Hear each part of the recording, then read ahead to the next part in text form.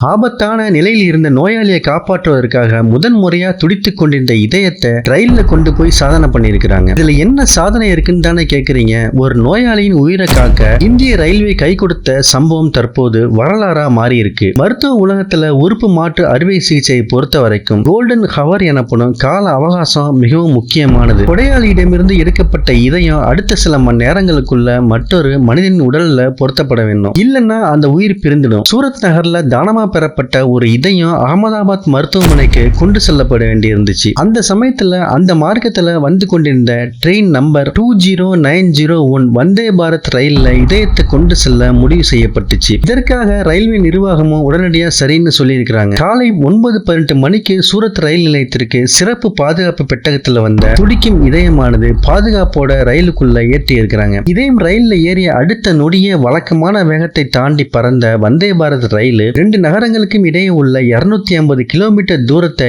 எங்கேயுமே நிற்காம ஒரு நொடி கூட வீணடிக்காம வெறும் 152 நிமிடங்கள்ல கடந்து முற்பகல் 11:40 மணி அளவுல ரயில் அகமதாபாத் நிலையத்தை வந்து அடைஞ்சிருக்கு. ரயில் நிலையத்துல இருந்து மருத்துவமனைக்கு செல்ல வேண்டிய சாலை முழுவதையும் குஜராத் மாநில காவல்துறையினர் தங்களுடைய கட்டுப்பாட்டுக்குள்ள கொண்டு வந்திருந்தாங்க. கிரீன் கார்டர் அப்படின்னு சொல்லப்படக்கூடிய பிரத்யேகமான பாதை உருவாக்கப்பட்டு போக்குவரத்து முற்றிலுமாக நிறுத்தப்பட்டு சைரன் ஒலியோட ஆம்புலன்ஸ் வாகனம் அடுத்த 15 நிமிடங்கள்ல மருத்துவமனையை அடைஞ்சிருக்குது. அங்க தயார் நிலையில் காத்திருந்த மருத்துவர்கள் இதயத்தை நோயாளிக்கு வெற்றிகரமா பொருத்தி இருக்கிறாங்க.